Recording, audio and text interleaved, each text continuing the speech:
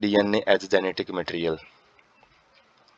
DNA को genetic material के बारे में जो बताया गया उसके बारे में क्या रिसर्च थी, तो अल्फ्रेड हेर्शे एंड मार्था चेस 1952 के अंदर उन्होंने एक एक्सपेरिमेंट करके एक प्रूफ दिखाया कि डीएनए ही जेनेटिक मटेरियल का काम करता है। Worked with virus that infect bacteria called bacteriophage. तो बैक्टीरिया को इन्फेक्ट करने वाले वायरस के ऊपर उन्होंने काम किया जिनको बैक्टीरियोफेज बोलते हैं। Bacteriophage attached to bacteria and its genetic material then enters the bacterial cell. तो क्या किया, बैक्टीरिया लिए उन्होंने और बैक्टीरिया को इन वायरस के साथ अटैच करवाया, इन्फेक्ट करवाया, और जो जेनेटिक मटेरियल है जो एंटर करे है बैक्टीरियल सेल में उसको उन्होंने स्टडी किया। Bacterial cell treats viral genetic material as if it was its own and subsequently manufacture more virus particle. तो जैसे ही बैक्टीरिया सेल के अंदर जो वायरस है वो उसका जो जेनेटिक मटेरियल है वो चला गया, तो उसने जो सारी मशीनरी है जो काम चल रहा था, बैक्टीरिया अपने तरीके से काम कर रहा था, उसको अपने अंडर में ले लिया और सब्सटिक्वेंटली और परिणाम स्वरूप उसने क्या किया, अपनी जो ज़्यादा से ज़्यादा वायरल कॉपीज हैं, वायरस की कॉपीज हैं वो बनानी स्टार्ट करी। Worked to discover whether it was protein or DNA from virus that entered bacteria. तो उसके बाद उन्होंने किस चीज़ पे काम किया, ये पता लगाने के लिए कि जो वायरस है, वायरस से क्या चीज़ है जो बैक्टीरिया के अंदर गई है, प्रोटीन गया है या फिर डीएनए गया है, उस चीज़ के ऊपर उन्होंने रिसर्च की। तो जो एक्सपेरिमेंट है हर सेंट चेस एक्सपेरिमेंट, उसमें उन्होंने क्या किया, कुछ वायरस उगाए एक मीडियम के अंदर जिसके अंदर रेडियो एक्टिव फॉस्फोरस था, और कुछ को उन्होंने रेडियो एक्टिव सल्फर के साथ उगाया। तो एनवायरनमेंट अलग अलग प्रोवाइड कर दिए। एक ग्रुप लिया वायरस का, बैक्टीरियोफेज वायरस का, उनको उन्होंने रेडियो एक्टिव फॉस्फोरस के अंदर उगाया और दूसरों को रेडियो एक्टिव सल्फर के अंदर उगाया। तो सम जो virus grow in presence of radio active phosphorus contained radio active DNA. जैसे फॉस्फेट ग्रुप हमने देखा था वो डीएनए में ही पाया जाता है। तो जैसे नए जो वायरस बढ़ेंगे तो उनको फॉस्फोरस की जरूरत पड़ेगी, और नया जो फॉस्फोरस है वो कहाँ से आएगा, रेडियो एक्टिव जो एनवायरनमेंट दे रखे हैं हमने वहाँ से आएगा। तो जो रेडियो एक्टिव फॉस्फोरस के अंदर जो ग्रो करने वाले बैक्टीरिया थे उनके अंदर जो डीएनए है वो भी रेडियो एक्टिव हो गया है, रेडिएशन वगैरह वहाँ से निकलनी शुरू हो गई है, बिकॉज डीएनए कंटेन फॉस्फोरस। और जबकि जो वायरस हम उन्होंने रेडियो एक्टिव सल्फर के अंदर उगाए हैं तो उनके अंदर जो प्रोटीन है वो रेडियो एक्टिव हो गया है, क्योंकि जो सल्फर है वो प्रोटीन के अंदर पाया जाता है। Radioactive phages were allowed to attach to E coli bacteria. जो रेडियो एक्टिव फेजेज हैं उनको फिर अलग अलग जो एस वाली अलग ली, सल्फर वाली, फॉस्फोरस वाली अलग ली फॉर्म, तो उनको छोड़ दिया गया ई कोलाई बैक्टीरिया को इन्फेक्ट करने के लिए। आफ्टर इन्फेक्शन, इन्फेक्शन के बाद जो वायरल कोट है were removed from bacteria by agitating them in a blender.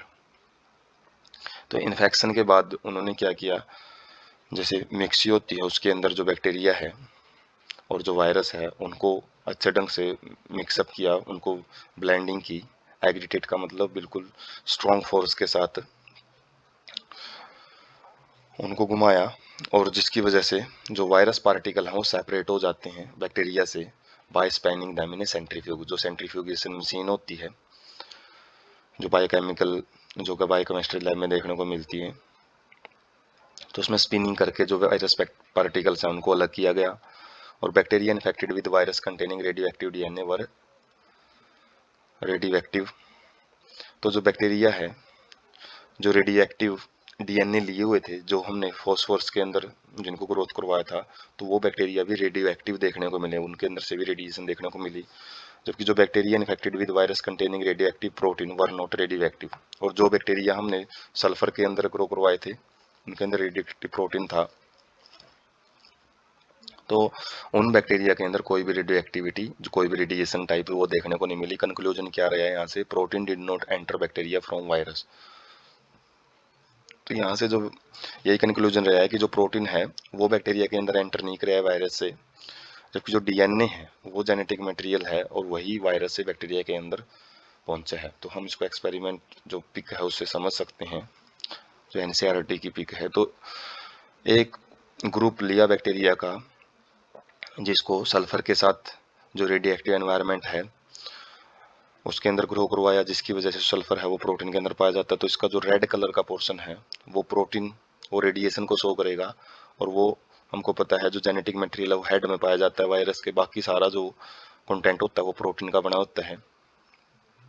लेकिन एक वायरस लिया जो कि रेडियो एक्टिव फास्फोरस के अंदर, जो एक ग्रुप ऑफ वायरस है वो रेडियो एक्टिव फास्फोरस के अंदर उगाया, और उसके अंदर जो रेडिएशन वाला जो पोर्शन है वो हेड के अंदर है, रेड कलर है वो हेड के अंदर है, जो ऊपर ब्लैक कलर है वो कोई रेडिएशन शो नहीं करेगा।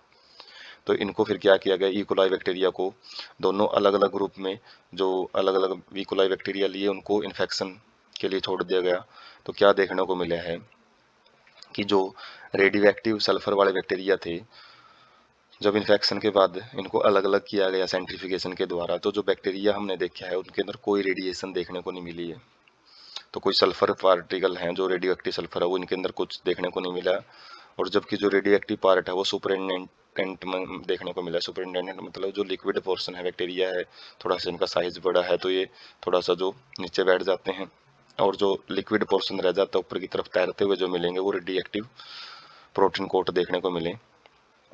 उसके बाद जो रेडियो एक्टिव फास्फोरस लिए हुए बैक्टीरिया जो वायरस हैं उनके साथ यदि हमने बैक्टीरिया को इन्फेक्शन करवाया है, उसके बाद ब्लेंडिंग करवाया है, तो ये वायरस के जो प्रोटीन कोट है वो अलग हो जाते हैं।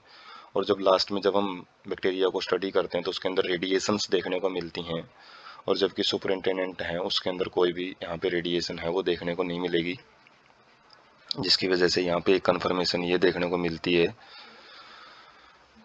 कि जो रेडियो एक्टिव सब्सटेंस है, जो फास्फोरस वाला रेडियो एक्टिव सब्सटेंस है वो प्रोटीन वो बैक्टीरिया के अंदर आया, उसी की वजह से रेडिएशन वो छोड़ रहा है।